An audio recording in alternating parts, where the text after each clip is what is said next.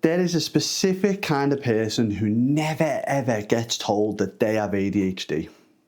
They're not the kid that's bouncing off the walls in a classroom. They're the one that everyone calls reliable is typically what I've seen. She is somewhere between 25 and 45 years old. She's usually got kids. She's got a job. She's pretty good at.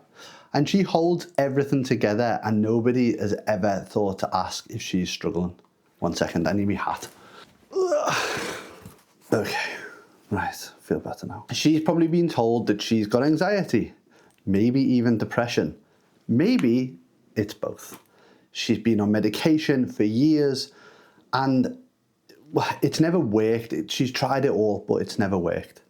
And last week, she saw something online that made her wonder for the first time if she actually had ADHD. I know what's going on. I know because I've been that person for 31 years. Not a woman, but I was diagnosed at 3 years old. 3. And I still spent my entire life masking every single one of these signs that I just talked about. So if a bloke who's known since he was a toddler can hide this for 3 decades, imagine what it looks like when nobody's even looking for it.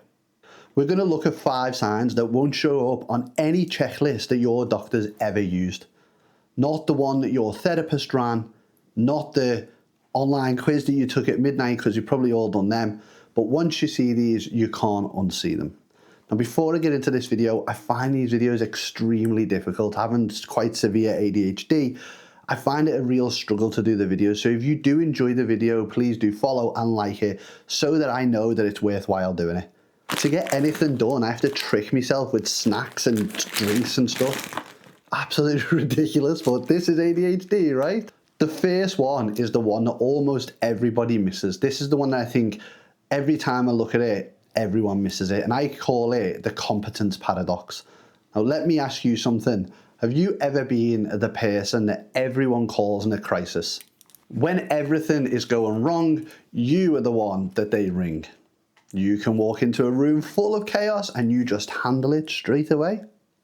Well, I'm the same.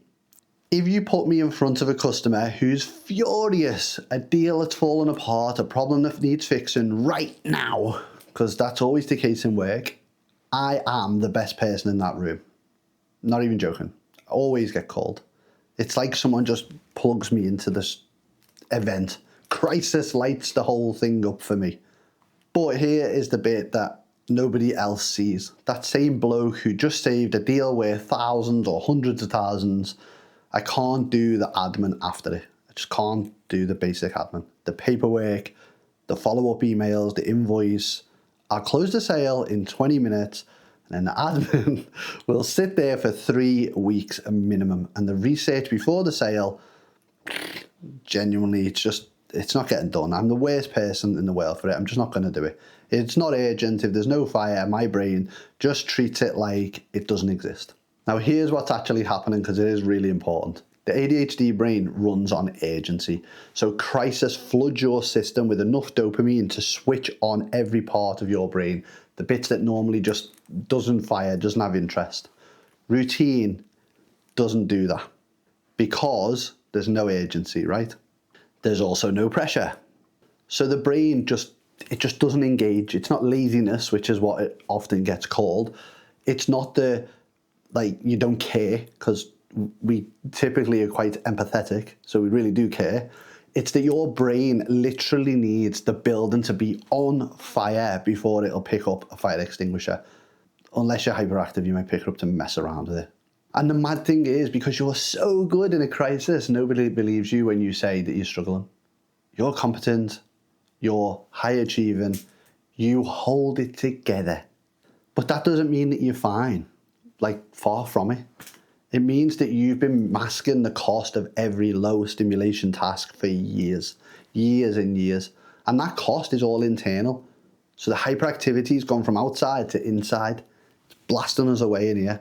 And nobody else sees that, because just us, we're inside there. Number 2 is something that your therapist has probably been calling the wrong thing for years. And I've seen this in my comments a lot. I call it a 3-day spiral. You can say whatever you want to call it, but have you ever had someone say something to you like, you just can't let it go? Not for an hour, not like for a day, but for like 3 or 4 days or 5 days even, you just replay it and replay it and replay it. It's like that old song, I can't remember what it was called, Ayaz, I think was the singer.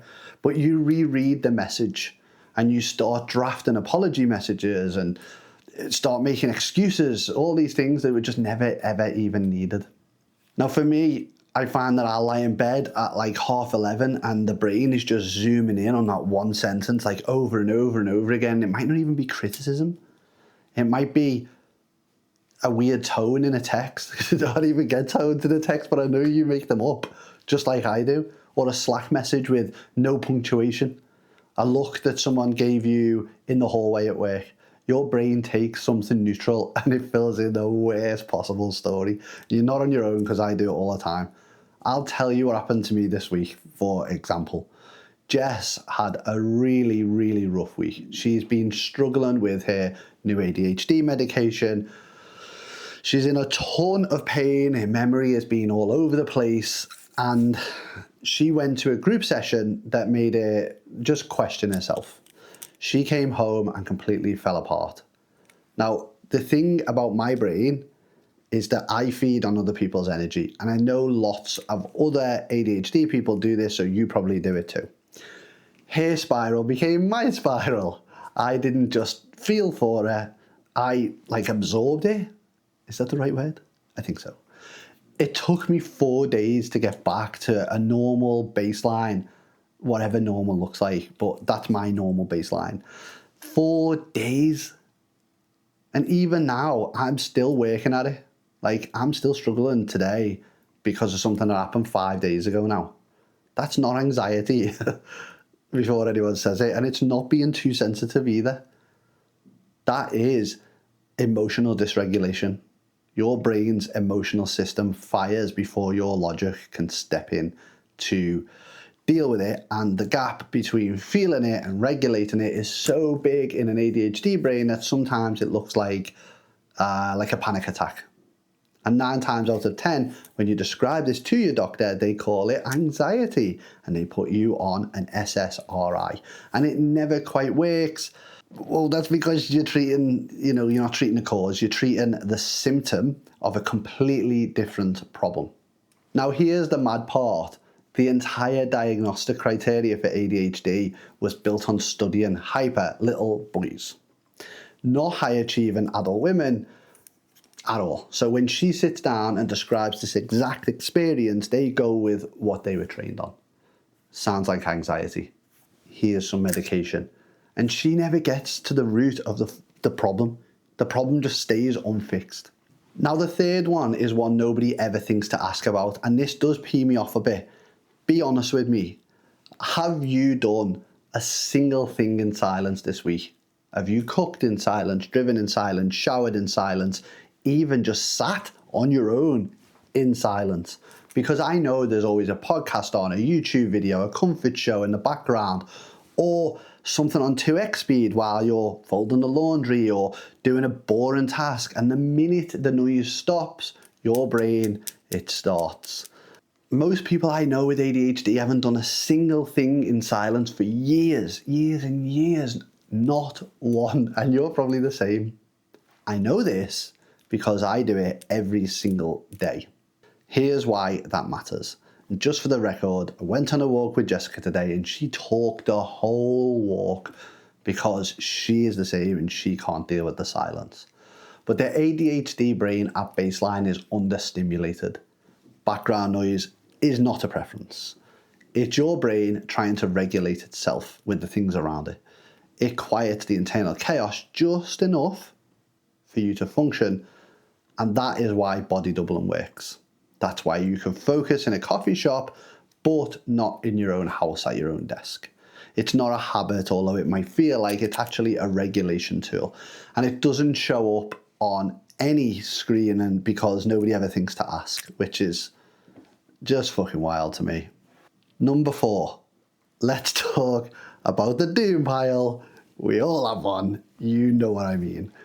The letter on your counter, the bill, the form, the thing from the dentist that has been sitting there for about 15 days, maybe even 3 weeks. It needs maybe 5 minutes of your attention. 5 minutes. And yet, every single time you walk past it, you feel this little wave of shame. Oh, just ignore that one. And then you keep on walking. This isn't procrastination, although it might look like it. This is called task initiation paralysis. And it's driven by the emotional weight of the task. Every time you walk past it, the shame compounds bit by bit. And the bigger the shame gets, the harder the task becomes, naturally. And the harder the task becomes, the worse the shame gets. And that loop just continues till the end of time, and it stings us bad. Something the neurotypical brain treats as a 5-minute admin chore can become a 3-month identity crisis and an absolute endeavour inside an ADHD brain. That's not a character flaw, even though it feels like that's how this wiring responds to shame. The last one is the one that costs you the most. And I call it a home collapse or a total collapse.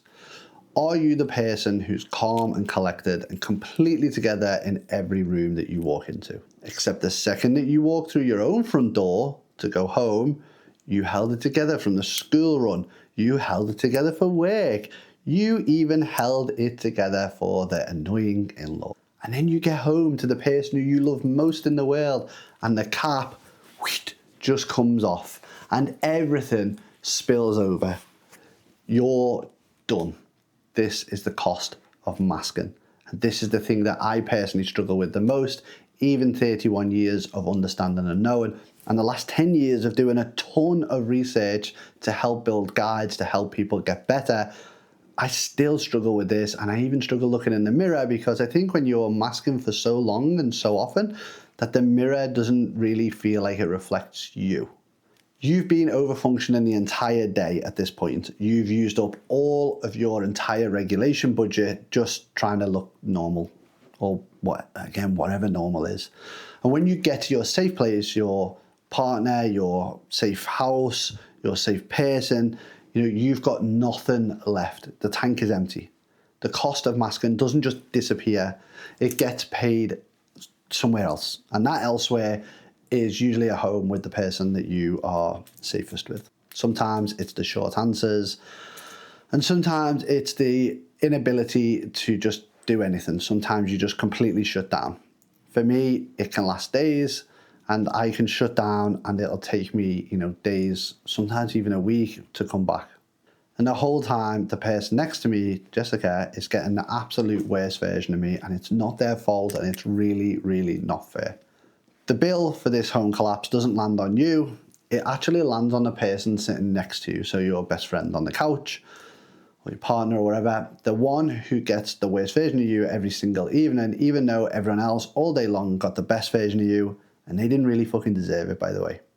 If any of these have landed with you, this isn't a diagnosis. It's more like these are signs or signals, however you want to call them. Signals that what you've been calling anxiety or laziness or being too sensitive might actually have a name, and you might also have a reason for your behaviors.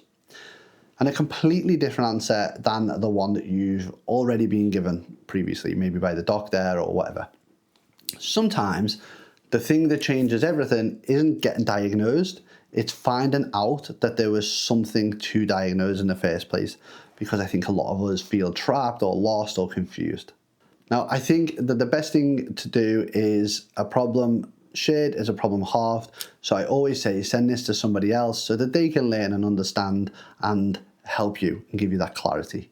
And the final piece for me is that if you enjoyed this video, I have one here and one here, that YouTube think that you will really enjoy those as well.